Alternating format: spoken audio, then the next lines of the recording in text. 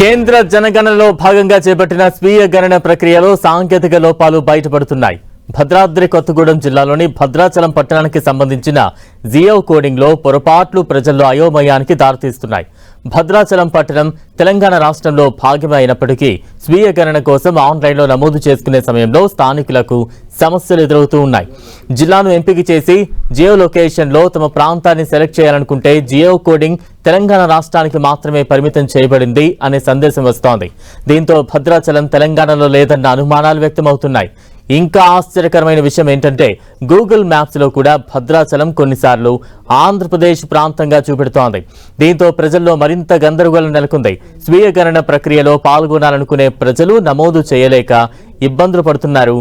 సాంకేతిక లోపాలు వెంటనే సరిచేయాలని స్థానికులు కోరుతున్నారు. మరోవైపు 2-3 రోజుల్లో సాంకేతిక లోపాన్ని సరిచేస్తామని అధికారులు చెబుతున్నారు.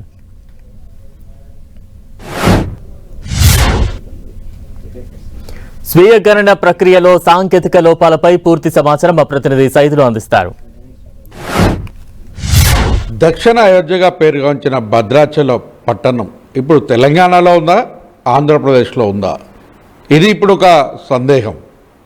కానీ గూగుల్ మ్యాప్లో జియో కోడింగ్లో చూస్తే మాత్రం నిజంగానే భద్రాచలం ఆంధ్రప్రదేశ్లో చూపిస్తుంది. మనం చూడొచ్చు, 10 టీవీ ఎక్స్క్లూజివ్గా అందిస్తున్నటువంటి సమాచారం మనం ఆన్ స్క్రీన్ మీద చూడవచ్చు. మొత్తంగా స్క్రీన్ మీద మనం చూసుకున్నట్లయితే జియో కోడింగ్ మ్యాప్లో మాత్రం భద్రాచల పట్టణం ఇప్పుడు ఆంధ్రప్రదేశ్లోని మ్యాప్లో మనకి దర్శనమిస్తుంది. మనం స్క్రీన్ మీద చూడవచ్చు. మొత్తం భద్రాచల పట్టణంతో పాటు దేవాలయానికి సంబంధించి మొత్తం ప్రాంతం అంతా కూడా అటు ప్రభుత్వ కార్యాలయాలకు సంబంధించి కూడా పూర్తి స్థాయిలో ఆంధ్రప్రదేశ్లో చూపిస్తున్న పరిస్థితి అవుతుంది. రాష్ట్ర విభజనలో భాగంగా 7 జిల్లాలు అదేవిధంగా 5 గ్రామ పంచాయతీలు పూర్తి స్థాయిలో కూడా ఏపీలో కలిసిన పరిస్థితి ఉంది. కేవలం భద్రాచల పట్టణం మాత్రమే ప్రస్తుతం తెలంగాణలో ఉంది. కానీ అధికారికంగా తెలంగాణలో ఉన్నప్పటికీ గూగుల్ మ్యాప్లోనూ జియో కోడింగ్ జనగణనకు సంబంధించినటువంటి వివరాలు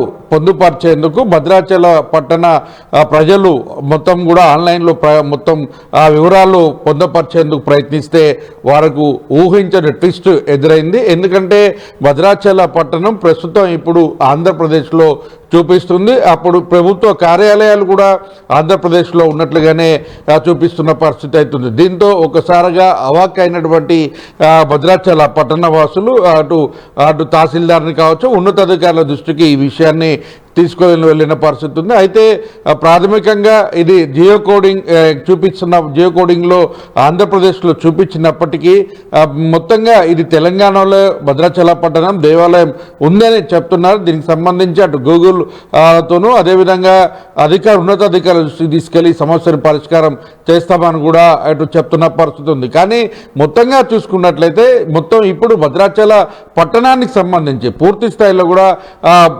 కేవలం దేవాలయానికి సంబంధించి తప్ప అటు భద్రాచల దేవాలయానికి సంబంధించిన భూములు కావచ్చు, 7 గ్రామ పంచాయతీలకు సంబంధించి అంటే ఇప్పటికే భద్రాచలంలో డంపింగ్ యార్డ్ సమస్య కానీ శ్మశాన వాటిక వైకుంఠధామం కూడా లేనటువంటి పరిస్థితి. పేరుకే దక్షిణ అయోధ్యగా ఉన్నప్పటికీ అక్కడ ఎటువంటి సౌకర్యాలు లేనటువంటి పరిస్థితి అయితే ఉంది.